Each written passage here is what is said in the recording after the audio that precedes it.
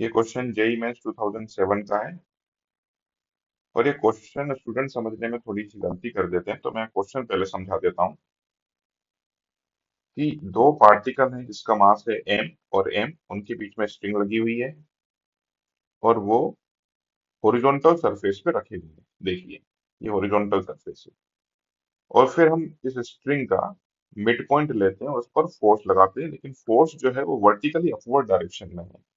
तो अगर force vertically upward direction में है तो ये देखिए, इसका डिस्प्लेसमेंट ऐसा हो जाएगा और ये वाला जो पॉइंट है, मतलब ये जो लेंथ है वो ए यहाँ पर रह जाएगी और ये जो लेंथ है ए वो यहाँ पर हो जाएगी और ए फोर्स ऊपर लग रहा है इस पर।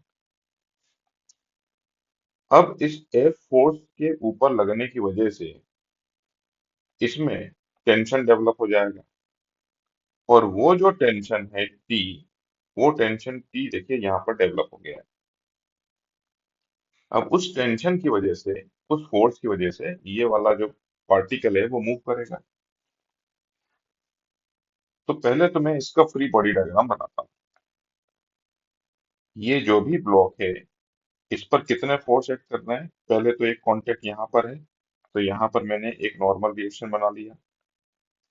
दूसरा नॉन कांटेक्ट फोर्स होता है एनजी, वो फोर्स भी बना दिया मैंने। और एक इस जगह से कांटेक्ट है तो यहाँ पर हम टेंशन भी बना लेते हैं, तो ये रहा सेंटर, सेंटर की तरफ टेंशन टी।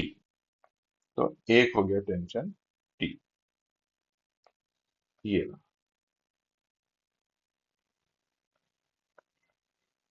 अब अगर ये एंगल थीटा है तो ये एंगल भी थीटा होगा, तो ये एंगल भी हमने कितना मान लिया, थीटा मान लिया। अब अगर मैं इसको रिजॉल्व करूं तो ऊपर की तरफ फोर्स हो जाएगा टी cos थीटा और इस तरफ फोर्स हो जाएगा टी sin थीटा।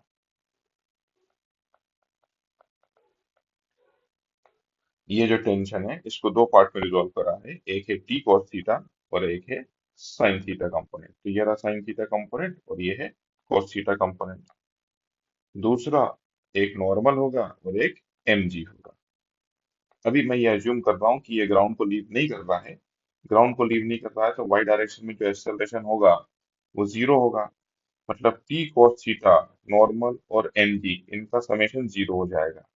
तो बचा कौन सा फोर्स, टी साइन थीटा। तो ये टी साइन थीटा की वजह से इसका एक्सेलरेशन इस तरफ होगा।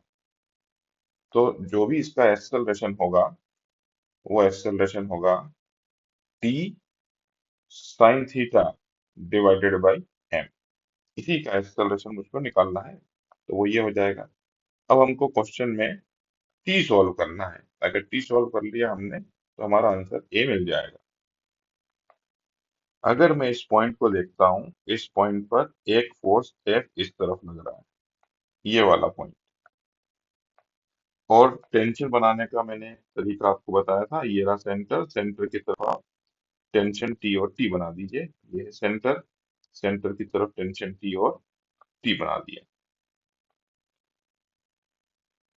अब इस फोर्स को मैं यहाँ पर रिप्रेजेंट कर देता हूँ। This is tension T and this is tension T. और ये एंगल कितना हो गया, थीटा, और ये भी कितना हो गया, थीटा।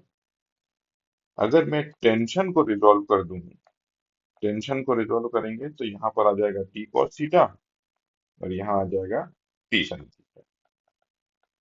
फिर हम इस टेंशन को रिजॉल्व करते हैं तो यहाँ पर आ जाएगा टी sin थीटा और इस तरफ हो जाएगा टी cos थीटा। अब टी sin थीटा कैंसिल हो जाएंगे, तो ऊपर की तरफ एक फोर्स है एफ और नीचे की तरफ है टू टी cos थीटा। अब फोर्स को मैं क्या लिख सकता हूँ, force two T cos theta के बराबर है। तो यहाँ से जो टी है वो F by two cos theta के बराबर आ गया। अब ये जो टेंशन की वैल्यू है वो मैं यहाँ पर पुट कर देता हूँ। तो यहाँ से मैं एक्सेलरेशन लिख रहा हूँ। Acceleration will be equal to F upon twice cos theta, tension हो गया, and this is sin theta by M. So this is F by 2m, और sine theta by cos theta कितना हो गया, टेन थीटा हो गया। तो हमें टेन थीटा निकालना है। इस डायग्राम में ये a दिया हुआ है और ये x दिया हुआ है। तो ये वाली जो लेंथ होगी, ये वाली लेंथ, ये होगी under root of A square minus X square. तो यहाँ से हम टेन थीटा का वैल्यू निकाल लेते हैं। Tan theta will be equal to X upon under root of A square minus X square, और वो वैल्यू यहाँ पर पुट कर देते हैं। तो this will be equal to F upon 2m, tan theta की जगह पर x upon under root of A square minus X square. तो F X twice M under root of A square minus X square. तो यहाँ पर शायद option, हाँ, option B is correct. Option B is correct.